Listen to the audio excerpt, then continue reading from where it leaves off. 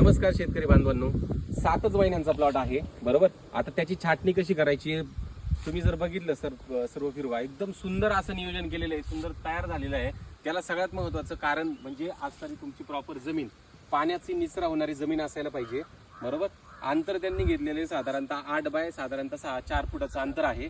त्याची छाटणी कशी करायची, छाटणी करणं खूप गरजेचं आहे बरोबर. साधारणतः हा इथपर्यंत झालेलं आहे. छाटणी कशी करायची, कच्ची पक्की काडी जी आहे, तर आता आपण काय करतोय, कच्ची पक्की काडी बघा इथून कट करून टाकला, इथे कट केलं, हे या सगळ्या याच्यात व्यवस्थित पद्धतीने कट करत गेला आपण कच्च्या पक्क्या काडीच्या जवळ.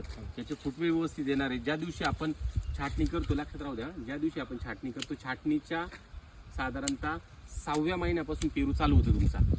छाटणीच्या 6व्या महिन्यापासून 7वा महिना हा आता छाटतोय ना, म्हणजे 6 महिन्यानंतर हे झाड चालू होणार आणि हार्वेस्टिंग पर्यंत तुम्हाला 7वा महिना पुन्हा हार्वेस्टिंगला जातो आपला बरोबर. या पद्धतीने सगळं तयार केलं.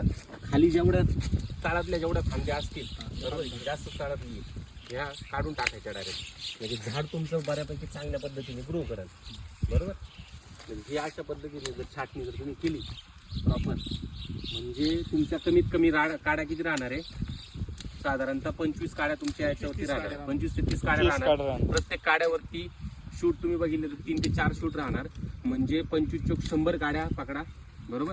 आणि प्रत्येक याच्यावरती कमीत कमी 4 सेटिंग, म्हणजे 250, 300, 400 पर्यंत सेटिंग राहतील. पण ह्या वर्षात आपल्याला पकडायचे पहिल्या वर्षात फक्त 60 ते 100 फळं झाड बघून बरोबर. जास्तीत जास्त चांगलं झाड असेल तर आपण 100 फळं पकडणार आहे बरोबर. अशा पद्धतीने नियोजन करा.